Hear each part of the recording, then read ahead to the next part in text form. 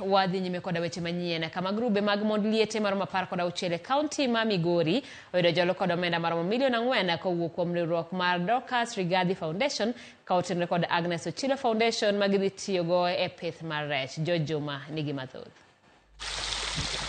E bwo chenroni mar pith mar rech ma isiro kod riwruokno mar Dorcas Rigathi Foundation ka otenore kod Agnes Ochilo Foundation kod piny owacho mar kaunti ma Migori, grup ka grup dhi omenda maromo $150 ma gidhi tiyo godo e chenrogo mag pidho rech.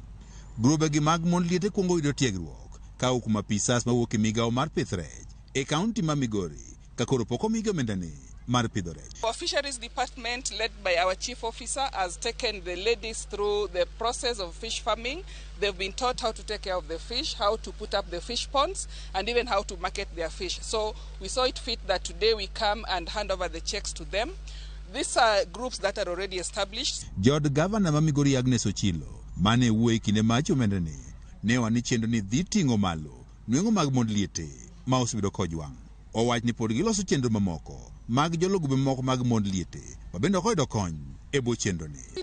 Is a very small figure if you consider what we have in Migori, but I'm also happy to let you know that our county assembly has already approved some grant that will be given to the women.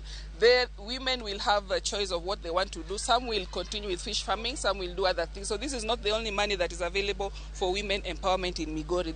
Mond liete manoyudo omendani mar pidho rech wach ni koro giikore mar timo pith mar rech mondo koro ting' malo nweng'o maggi ka giwacho ni thothgi osebedo kod pek e yudo nweng'o.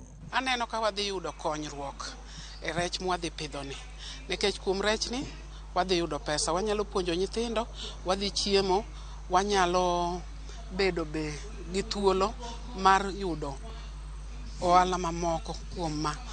Ok wadwa goyo mama piny kech en kaka mama ong'eyo ni chiemo dwarre e ot.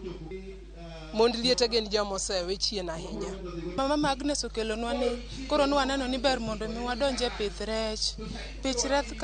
Pith rech kae nwaneno ni dhi konyowa sawa nikech ni wasebedo ga kwa puro koro wadhi temane gi pith rech ni. Apisa maduong' e migawo mar kaunti ma Migori George Ochola wach ni gibiro dhi nyime mar jolo grubegi ka ging'adone gi rieko kaachiel kod miyogi chiemb rech kod kony mamoko. Ne wawuoyo gi jo ABDP gi kendo ko gikonyowa e gero cold storage nikech wayudo ka rech medo pidhore to rech en gima kikayo ni pap to ka piny gi kodhiambo ka ok ikane maber to osekethore.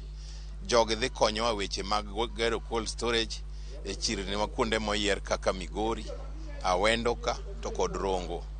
An kaka budget marwa kaka county wadhi gero moro Isebania, wadhi gero moro Uriri. Owacho ni rech nitiere kod chiro maber e kaunti ma Migori nikech nok mantiere ka bendo ji oganda mondo koro pidh rech. Rech to nyaka sama wuoyo ni production pod ni piny nikech demand mar rech medo dhi malo. Tiyudo ka demand dhi malo to production tend to be low. Migori kama ngima wan gi farmers 1,300 ma wasemulo ngimagi man gi ponds gi kendo mosemi nyithi rech.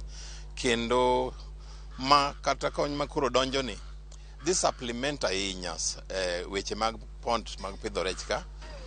Mond liete bende nyaka sani koyudo konyruok mar jolwechego mag pidho rech e kaunti ma Migori. Wach ni gisebedo kod midhiero mathoth to ahinya yorego mag nweng'o ka dwaro margi en ni piny owacho koro med bedo kod chenro mopogore opogore koro nyalo jologi e chenro mag nweng'o e kaunti ma Migori.